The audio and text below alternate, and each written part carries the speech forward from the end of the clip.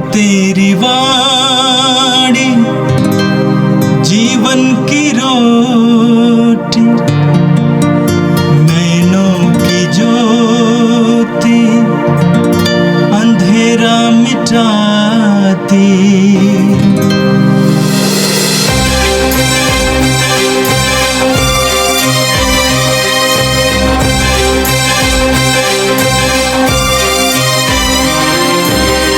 प्रभु तेरी वाणी जीवन की रोटी, नैनों की ज्योति अंधेरा मिटाती।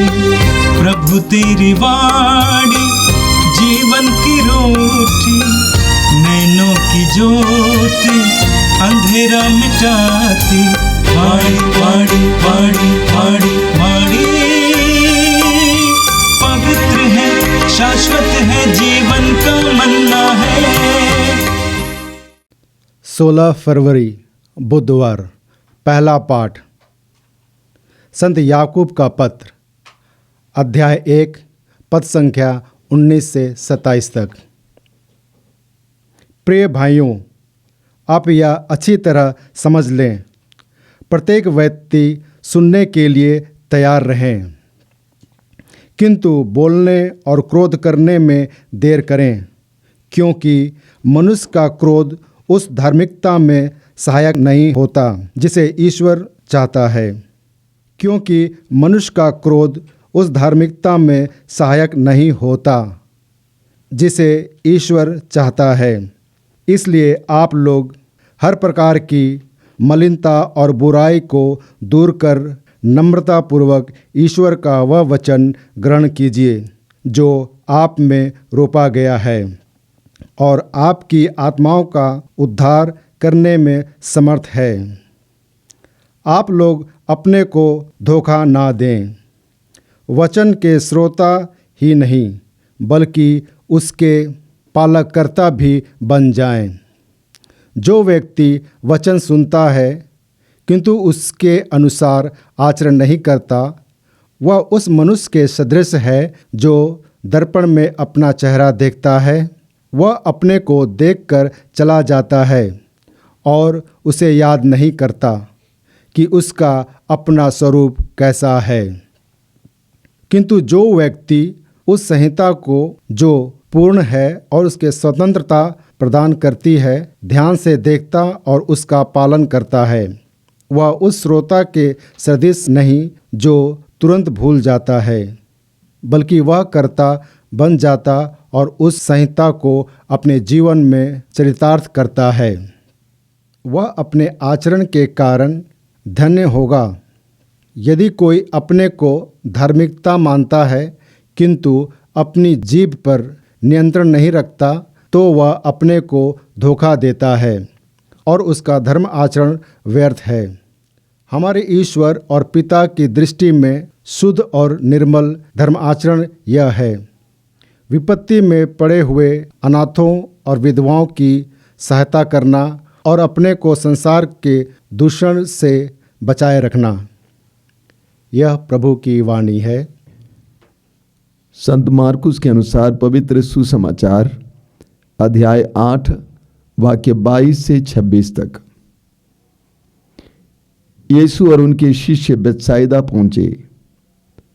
लोग एक अंधे को यीशु के पास ले आए और उन्होंने यह प्रार्थना की कि आप उस पर हाथ रख दीजिए। वह अंधे का हाथ पकड़कर उसे गांव के बाहर ले गए। वहां उन्होंने उसकी आंखों पर अपना थूक लगाकर और उस पर हाथ रखकर उससे पूछा, क्या तुम्हें कुछ दिखाई दे रहा है? अंधा कुछ कुछ देखने लगा था, इसलिए उसने उत्तर दिया, मैं लोगों को देखता हूं, वे पेड़ों जैसे लगते पर चलते हैं। तब उन्होंने फिर अंधे की आंखों पर हाथ रख दिए और वो अच्छी तरह देखने लगा। वह चंगा हो गया और दूर तक सब कुछ साफ साफ देख सकता था। यीशु ने उसे यह कहकर घर भेजा, इस गांव के अंदर पैर मत रखना। यह प्रभु का दिव्य सुसमाचार है। ख्रिस्त प्रभु की जय। मेरे प्रिय भाई और बहनों, आज के इस पवित्र दिन के लिए हम प्रभु को धन्यवाद दें। प्रभु के एक एक संदेश के लिए प्रभु को धन्यवाद दें।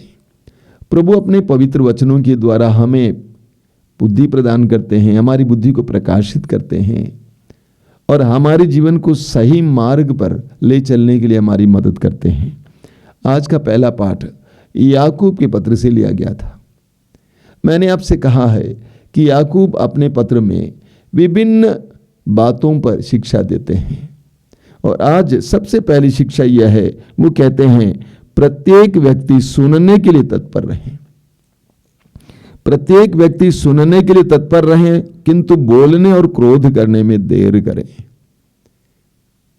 हम सबकी एक कमजोरी है कि हम सभी ज्यादा बोलना चाहते हैं, सुनना कम चाहते हैं।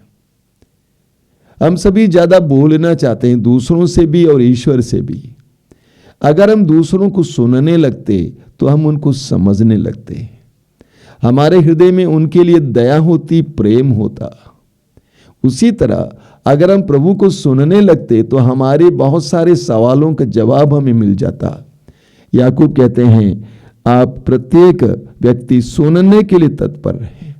हम सुनने के लिए तत्पर रहें। हमें अपने जीभ को अपने नियंत्रण में रखना आवश्यक है। वाक्य 26 में याकूब कहते हैं यदि कोई अपने को धार्मिक मानता है किंतु अपनी जीभ पर नियंत्रण नहीं रखता तो वो अपने को धोखा देता है और उसका धर्माचरण व्यर्थ है। यदि कोई व्यक्ति अपनी जीभ को नियंत्रण में नहीं रखता है तो वो अपने को धोखा देता है और उसका धर्माचरण व्यर्थ है। हम बहुत अच्छा कार्य कर सकते हैं, बहुत प्रार्थना कर सकते हैं, वचन पढ़ सकते हैं, अगर हमारी जीभ पर हमें नियंत्रण नहीं है, याकूब कहते हैं, तो हमारा धर्माचरण व्यर्थ है। दूसरी बात जो याकूब कहते हैं वो यह है कि मनुष्य का क्रोध उस धार्मिकता में सहायक नहीं होता जिसे ईश्वर चाहता है। एक बहुत गहरी बात है। याकूब कहते हैं मनुष्य का क्रोध उस धार्मिकता में सहायक नहीं होता जिसे ईश्वर चाहता है। क्या मतलब इसका? ईश्वर के मन में हमारे लिए एक योजना है, हर मनुष्य के लिए, सारे विश्व के लिए योजना है। हमारा ही क्रोध उस योजना में एक बहुत बड़ी बाधा बन जाता है। कितने ही परिवार क्रोध के कारण टूट जाते हैं, कितने ही जिंदगियां क्रोध के कारण टूट जाती हैं, कितने लोगों के जीवन में क्रोध एक बहुत बड़ी बाधा बना हुआ है। याकूब कहते हैं इस बात को गंभीरता से लेना चाहिए कि मनुष्य का क्रोध उस धार्मिकता में सहायक नहीं होता जिसे ईश्वर चाहता है। ईश्वर हमारी भलाई चाहता है, लेकिन हमारा ही क्रोध बाधा बन जाता है। तीसरी बात याकूब कहते हैं पवित्र वचन में हमारा उद्धार करने की शक्ति है। पवित्र वचन में हमारा उद्धार करने की शक्ति है, लेकिन उस पवित्र वचन को कैसे ग्रहण करना चाहिए? वो कहते हैं आप लोग हर प्रकार की मलिनता और बुराई को दूर कर नम्रता पूर्वक ईश्वर का वो वचन ग्रहण कीजिए। पवित्र वचन में हमारे उद्धार करने की शक्ति है, हमें चंगा करने की शक्ति है, हमें शांति से भरने की शक्ति है, लेकिन उसको कैसे ग्रहण करें? वो कहते हैं हर प्रकार की मलिनता और बुराई को दूर कर नम्रता पूर्वक खुलापन के साथ ईश्वर का वचन ग्रहण करें। इतना ही नहीं, आगे वो कहते हैं आप लोग अपने को धोखे में ना रखें, वचन के श्रोता ही नहीं बल्कि उसके पालनकर्ता भी बन जाए। वचन को सुनना काफी नहीं है, बल्कि याकूब कहते हैं उसका पालनकर्ता भी बने। याकूब आगे समझाते हैं जो व्यक्ति वचन सुनता है उसका पालन नहीं करता है, वो उस व्यक्ति की तरह है जो अपने चेहरे को आईने पर देखता है लेकिन बाद में भूल जाता है। इसलिए प्रभु के वचन का सामर्थ्य हमारे ऊपर प्रकट होना है। प्रभु के वचन के द्वारा हमें उद्धार, मुक्ति और चंगाई पानी है, तो हमें नम्रता पूर्वक मलिनता दूर कर सुनना चाहिए, उसके साथ साथ उसका पालन भी करना चाहिए। अंत में याकूब हमें समझाते हैं कि हमारा ईश्वर हमसे क्या चाहता है। वो सीधे शब्दों में कहते हैं, हमारे ईश्वर और पिता की दृष्टि में शुद्ध और निर्मल आचरण यह है। क्या है?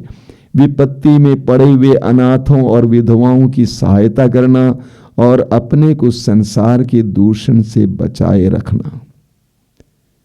याकूब हमें समझाते हैं हमारा ईश्वर क्या चाहता है हमसे, क्या शुद्ध और निर्मल आचरण हो सकता है। एक विश्वासी और एक मसीही का जीवन कैसे शुद्ध और निर्मल हो सकता है। दो बातें बताई जाती हैं।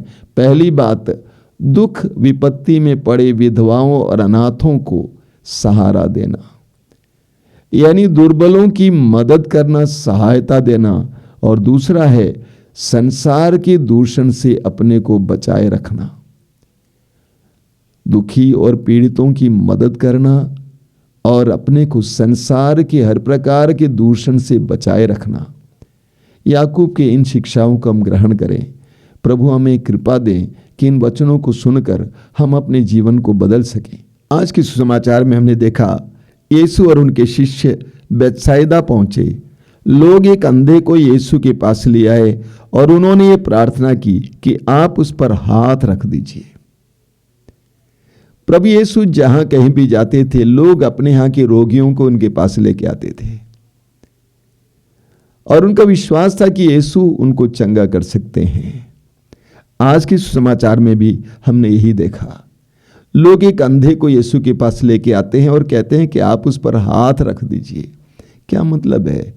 आप हाथ रख देंगे वो चंगा हो जाएगा। सुसमाचारों में हम पढ़ते हैं कि प्रभु यीशु अलग अलग तरीके से रोगियों को चंगा करते हैं। कहीं कहीं यीशु कह देते हैं और वे चंगे हो जाते हैं। कहीं कहीं यीशु अपना हाथ रख देते हैं और वे चंगे हो जाते हैं। कहीं कहीं लोग उनको स्पर्श करते हुए चंगे हो जाते हैं। आज के सुसमाचार में हमने देखा एक अजीब तरीके से प्रभु उस अंधे को चंगा करते हैं। सबसे पहले उसको उस गांव से बाहर लेके जाते हैं, एकांत में ले जाते हैं। उसके बाद अपना थूक उसके आंखों पर लगा देते हैं। यीशु ने अपना थूक उसकी आंखों पर लगा दिया और उस पर हाथ रखा। यीशु के थूक में भी शक्ति है। योहन के समाचार में हम पढ़ते हैं, योहन कहते हैं वो अनुग्रह तथा सत्य से परिपूर्ण थे। यीशु के थूक में भी चंगा करने की शक्ति है। और प्रभु ने उससे पूछा, क्या तुम्हें दिखाई दे रहा है? उसने कहा, मुझे थोड़ा थोड़ा दिखाई देता है। मनुष्य पेड़ों जैसे लगते हैं लेकिन चलते हैं। बड़ी अजीब बात है। उस अंधे को मनुष्य दिखाई देते थे पेड़ों जैसे और चल रहे हैं। कभी कभी हमारे जीवन में भी यही होता है। हम में से कई लोगों को मनुष्य ऐसे ही दिखाई देते हैं, पेड़ों जैसे, जानवर जैसे, तुच्छ, नगण्य, नीच। जब हमारी आंखें भी खुली नहीं है, हमें भी इस तरह दिखाई देंगे। ईश्वर की संतान की तरह मनुष्यों को देखने के लिए कभी कभी हम अक्षम हैं, असमर्थ हैं। उस अंधे की तरह कभी कभी हम भी हो जाते हैं। मनुष्यों को उनके असली स्वरूप में, ईश्वर के संतानों के रूप में देख नहीं पाते हैं। क्या ऐसा नहीं होता है? होता है। प्रभु यीशु ने फिर उसकी आंखों पर हाथ रखा और पूछा, अभी तुम्हें दिखाई देता है? उस समय से वो दिखाई देने लगा। उसको दूर दूर की चीजें साफ दिखाई देने लगा। जब प्रभु हमारी दृष्टि को भी खोलेंगे तब हमें सब कुछ ढंग से दिखाई देने लगेगा। उत्पत्ति ग्रंथ में हम पढ़ते हैं कि ईश्वर ने सृष्टि की रचना की और देखा, ईश्वर को अच्छा लगा। हम में से कई लोग अच्छाई देखने में असमर्थ हैं। हमें बुराई दिखाई देती है, हमें काला काला दिखाई देता है, हमें शैतान दिखाई देता है, अच्छाई दिखाई नहीं देता है। दूसरों में अच्छाई, परिस्थितियों में अच्छाई नहीं दिखाई देता है। अगर प्रभु हमें स्पर्श करेंगे, हमारे अंदरूनी आंखें खुल जाएंगी तो हमें सब कुछ स्पष्ट दिखाई देने लगेगा और हमें अच्छा दिखाई देने लगेगा। उसके बाद हम पढ़ते हैं, प्रभु यीशु ने उस अंधे व्यक्ति से जो चंगा हुआ था ये कहा, इस गांव के अंदर पैर मत रखना। क्या मतलब इसका? यहां पर नहीं आना। फिर मार्कुस के समाचार में आपने देखा होगा, बार बार जहां कहीं भी प्रभु ने चमत्कार और चिन्ह प्रकट किया, वहां लोगों को मना करते हैं कि यीशु का प्रचार करें। उनको रोक देते, उनसे कहते हैं कि किसी को बताना नहीं है। प्रभु अपना प्रचार नहीं करना चाहते थे। प्रभु नहीं चाहते थे कि सबको ये जाने और सबको उनको परेशान करे, उनके पीछे चलने लगे। प्रभु ईश्वर का कार्य नम्रतापूर्वक और चुपचाप करना चाहते थे। मेरे प्रिय भाई और बहनों, आज के दोनों पाठों के द्वारा प्रभु ने हमसे बहुत सारी बातें कही हैं। उन सारी बातों को हम ग्रहण करें। जिस तरह प्रभु ने उस अंधे को शुद्ध किया, चंगा किया और वो अच्छी तरह देखने लगा, उसी तरह हम प्रभु से प्रार्थना करेंगे, प्रभु मेरे आंतरिक चक्षु को खोल दीजिए, आंतरिक आंखों को खोल दीजिए, ताकि मैं सब कुछ सही ढंग से देख सकूं, तेरी दृष्टि से देख सकूं, ईश्वर की दृष्टि से देख सकूं। आइए हम प्रार्थना करें। प्रभु यीशु, धन्यवाद देते हैं आज के सुंदर दिन के लिए, तेरे एक एक वरदान के लिए धन्यवाद देते हैं, इन पवित्र क्षणों के लिए धन्यवाद देते हैं, तेरे एक एक वचन के लिए धन्यवाद देते हैं। एक एक वचन के द्वारा तू हमारी बुद्धि को प्रकाशित करता है, हमें प्रकाश देता है, हमें समझाता है। जिस तरह एक माँ या बाप अपने पुत्र या पुत्री को समझाता, उसी तरह तू हमें समझाता है। जीवन के मार्ग पर किस तरह चलना है समझाता है। एक एक वचन के लिए धन्यवाद देते हुए हम प्रार्थना करते हैं, तेरे वचनों को आत्मसात करने के लिए हमें कृपा दीजिए। हे प्रभु यीशु, इन वचनों को सुनने वाले मेरे भाई बहनों को आशीर्वाद देना। आज का संपूर्ण दिन उनके लिए आशीष का दिन हो। वे जहाँ कहीं भी जाएं, वहाँ पर तेरी उपस्थिति का उन्हें एहसास मिले। जो भी कार्य करे उसमें उनको सफलता मिले। उनको बचा के रखना यीशु, अंधकार की शक्ति और दुष्ट आत्माओं के हर प्रकार के फंदे से। हमारी इस प्रार्थना को ग्रहण कर, आमीन। प्रभु तेरी वाणी जीवन की रोटी, नैनों की ज्योति अंधेरा मिटाती। वाणी वाणी वाणी वाणी वाणी पवित्र है, शाश्वत है, जीवन का मन्ना है।